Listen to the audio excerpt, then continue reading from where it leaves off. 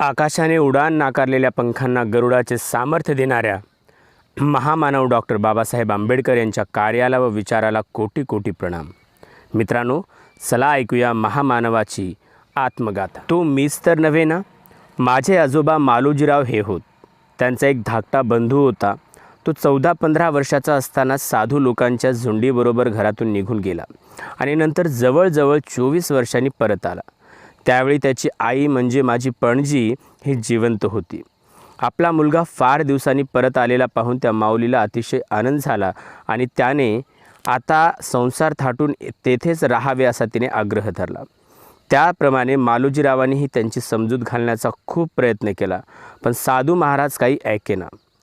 त्यांनी मालोजीरावांना एकांतात नेऊन सांगितले की दादा, इतकी वर्ष तपश्चर्या करून अजूनपर्यंत माझी काही समाधान झालेले नाही, तेव्हा त्यासाठी कृपा करून मला पुन्हा एकदा जाऊन येऊ द्या। मला काही तुम्ही आग्रह धरू नका।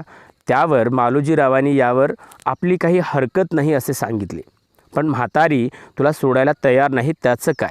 त्यावर साधूबुवांनी मालोजीरावांना एक युक्ती सांगितली, ती अशी, हा गोसावी किती वर्षांनी आलेला आहे, तेव्हा तो तुझाच मुलगा आहे हे तरी कशावरून। हे गोसावी बैरागी लोक फार चेटकी असतात। काहीतरी चेटूक करून हा गोसावी आपल्या घराला इस्टेटीला काही धोका करणार नाही कशावरून।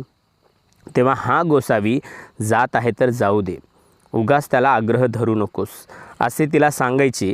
यावरून म्हातारीचा विश्वास बसून तिने गोसाव्यास जाण्याची परवानगी दिली। त्यानंतर बरोबर 20 वर्षांनी तेच साधूबुवा पुन्हा घरी आले, पण त्यावेळी त्यांची मातोश्री दिवंगत झालेली होती आणि बुवाही बरेच म्हातारे झाले होते। तरीसुद्धा मालोजीरावांनी त्यांना संसार करून राहण्यासंबंधी विनंती केली। त्यावेळी बुवांनी सांगितले की दादा, माझे अवतार कार्य आता संपले आहे। आता मी केवळ आपली अखेरची भेट घ्यावी म्हणून आलो आहे।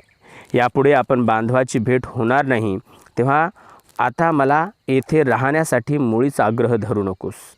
आता जाता जाता मी आपणाला एक अभिवचन देत आहे की आपल्या 3ऱ्या पिढीत एक उद्धारकर्ता पुरुष जन्माला येऊन तो आपल्या 3ऱ्या पिढीचा उद्धार करील असा संदेश देऊन ते साधूबुवा बंधूचा निरोप घेऊन गेले, ते कायमचेच। तेव्हा माझ्या मनात कधी कधी असा विचार येतो की माझी बुद्धी ही अतिशय तीव्र आहे। त्या साधूबुवांच्या वचनाप्रमाणे माझ्या 3ऱ्या पिढीचा उद्धारकर्ता पुरुष तो मीच तर नव्हे ना।